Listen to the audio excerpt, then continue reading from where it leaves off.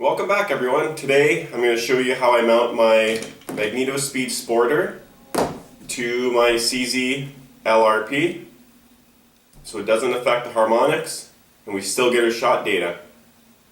Stay tuned, this is how I do it.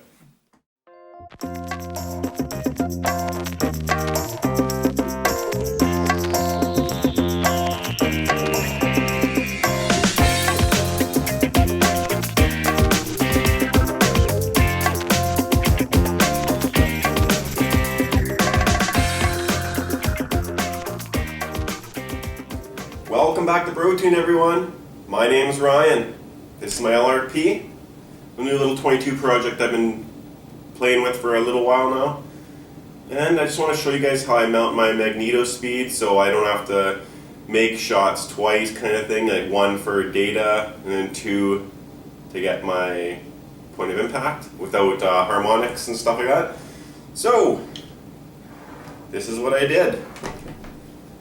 It's not mounted to the barrel, it's mounted to the Arca rail. This way, I got a solid mount to the rifle, not to the barrel. Harmonics aren't affected at all. I still get shot data. I could take it on and off and not have to worry about anything changing since repeatability is key here. And the only adverse effect is I can't move the bipod about 30 millimeters anymore to the front. So it used to go a little bit farther than that, but now it does not. But I can go all the way back to over the magazine. I can't even take the magazine out yet. To get enough clearance between the barrel and the Magnetospeed, I just used a hacksaw and I cut off probably a good ½ inch anyways off the sporter, because the sporter was meant for sporter barrels, so nice thin barrels. Everything now is free floated. When I mount this to any rifle, I always free float it. What I did before is I had an old camera arm that has a tensioner on it so you can flex it into any direction or put it in any position you want, and then lock it down and then it would stay there, but it wasn't exactly repeatable every time, so I was afraid I was going to get a bullet strike on the bayo, or it was going to get bumped out of the way and not read halfway through a string or something like that. So I went with this more solid mounted style, like this here. So you can see that aluminum piece that was machined out. That holds the back of the bayo with that original nut there. So I'll show you what I do. Anyways, this is where the strap used to go. The tension strap. So it went through there. That drops in a slot in the Magnetospeed, comes out the bottom, just like that. So what I do is kind of get that thing started.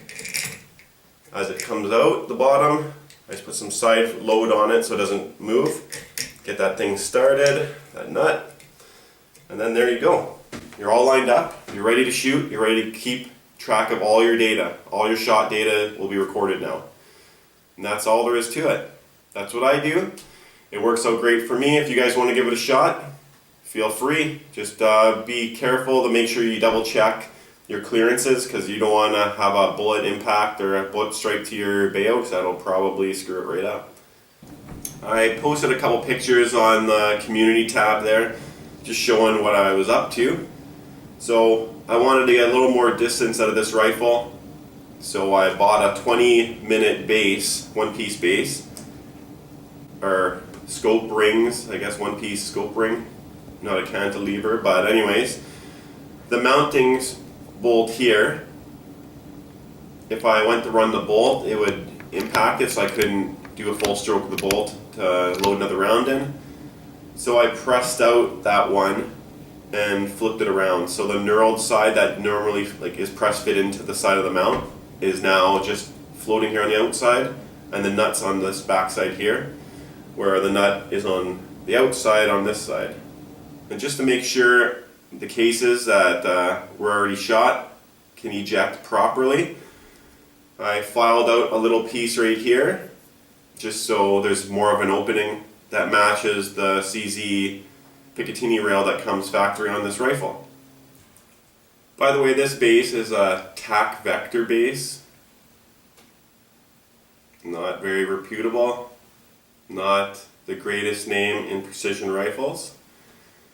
And I'm kinda starting to wonder now if there is any cant built into this base, because when I had regular rings, I had 22 mils of elevation with this scope in this setup, and I should have got about 7 more if I added 20 mil, or 20 MOA, sorry.